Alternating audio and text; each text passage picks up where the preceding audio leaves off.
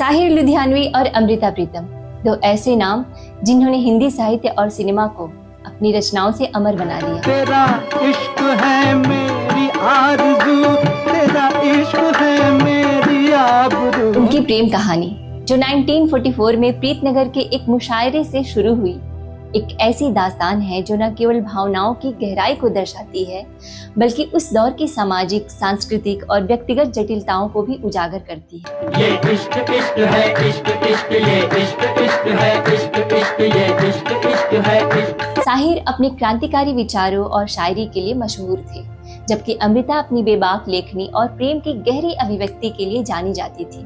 लेकिन उनकी कहानी का अंत वैसा नहीं हुआ जैसा प्रेम कहानियों में होता है। हर कदम पर कोई दीवार खड़ी होती है। साहिर ने इस रिश्ते को कभी पूर्णता तक नहीं पहुंचने दिया। चलो एक बार फिर से। और यही उनकी रिश्तों को अधूरा छोड़ने और उसमें मोड़ देने की प्रवृत्ति का सबसे बड़ा उदाहरण है। आह उल्फत की कठिन है, इसे आसान समझ, क्योंकि ये इश्क इश्क है, इश्क इश्क ये इश्क इश्क है इश्क। यह वीडियो उनकी इस प्रेम कहानी, साहिर के व्यक्तित्व और उनकी रचनाओं के माध्यम से उनके प्रेम दृष्टिकोण को समझने की कोशिश करता है। चलो एक बार फिर से। नमस्कार दोस्तों, मैं हूं नैना और आप देख रहे हैं नैना टॉकीज।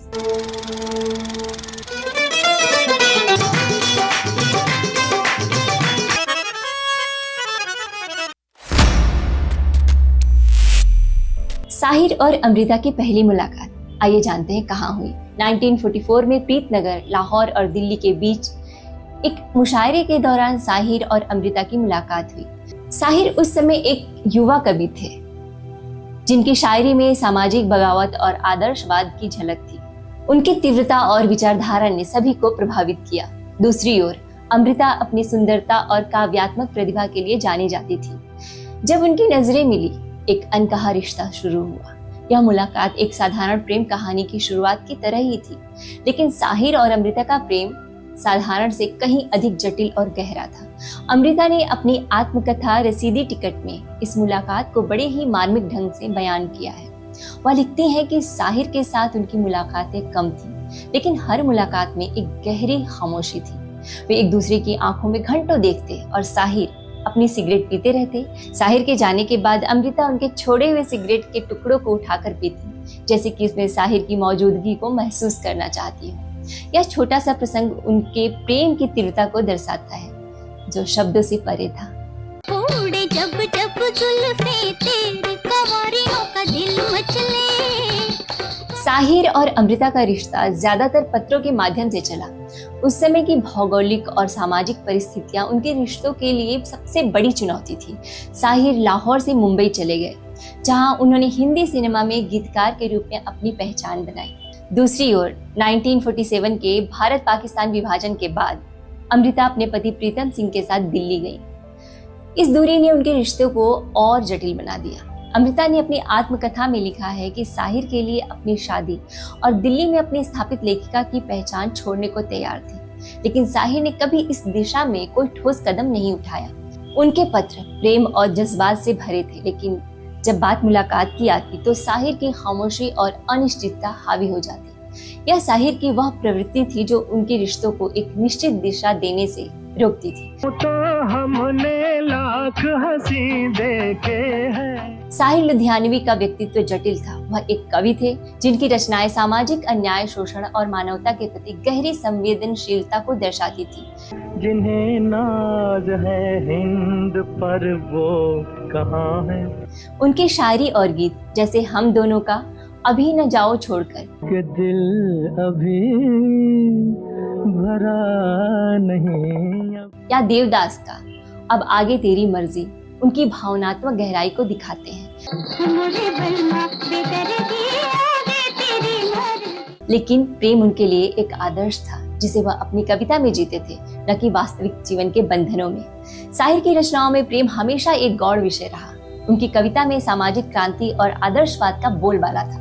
तू हिंदू बनेगा न मुसलमान बनेगा, इंसान की औलाद।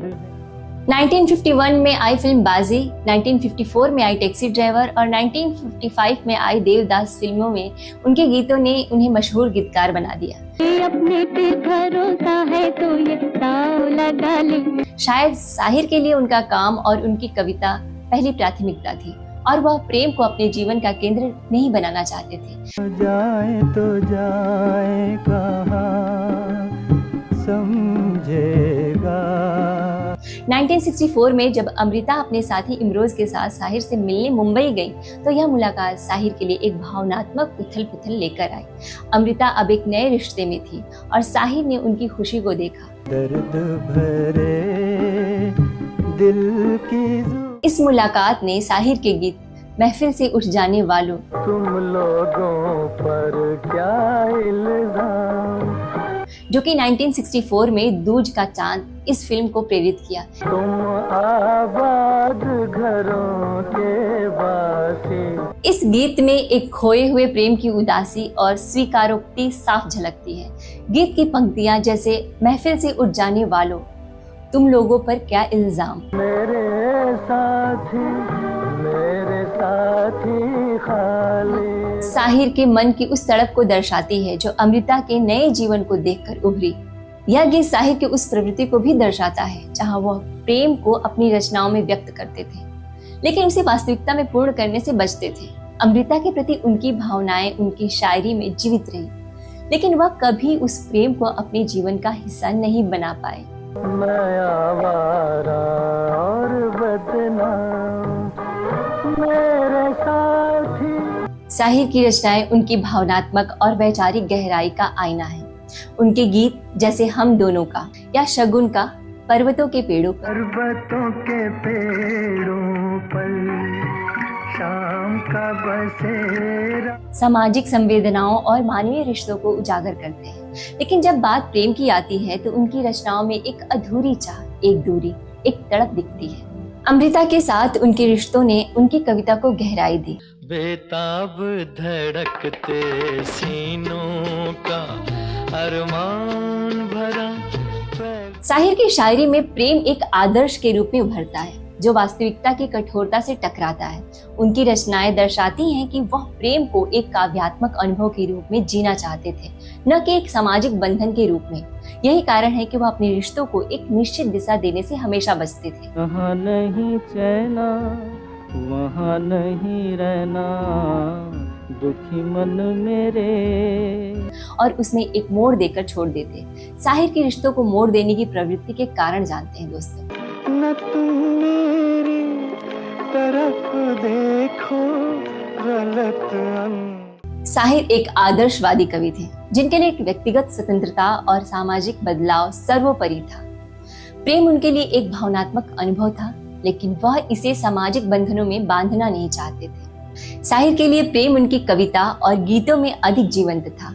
वह इसे वास्तविकता में उतारने से हिचकते थे, शायद इसीलिए कि वह इसे अपनी कविता की तरह शुद्ध और अनछुआ रखना चाहते थे। ये दुनिया अगर मिल भी जाए तो क्या है। साहिर और अमृता के बीच भौगोलिक दूरी और सामाजिक परिस्थितियों ने उनके रिश्तों को जटिल बना दिया। साहिर ने इस दूरी को पाटने की कोशिश नहीं की, जो उनकी अनिश्चितता को दर्शाता है। ये दुनिया अगर मिल भी जाए तो क्या है। साहिर का करियर हिंदी सिनेमा में अपने चरम पर था। शायद उनके लिए उनका काम और कविता उनकी पहली प्राथमिकता थी और वह प्रेम को अपने जीवन का केंद्र नहीं बनाना चाहते थे। अमृता की आत्मकथा रसीदी टिकट में साहिर के प्रति उनकी भावनाएं साफ झलकती हैं। वह साहिर के लिए अपनी शादी और सामाजिक प्रतिष्ठा छोड़ने को तैयार थी। उनकी कविता और लेखन में साहिर की छाप साफ दिखती है। अमृता ने साहिर के प्रति अपने प्रेम को कभी छिपाया नहीं और उनकी रचनाएं इस प्रेम की गवाही देती हैं। लेकिन साहिर की अनिश्चितता ने इस रिश्ते को अधूरा छोड़ दिया। मर्दों ने बनाई जो रस्में उनको। साहिर लुधियानवी और अमृता प्रीतम की प्रेम कहानी एक ऐसी दास्तान है दोस्तों जो अधूरी होने के बावजूद उनकी रचनाओं में अमर हो गई।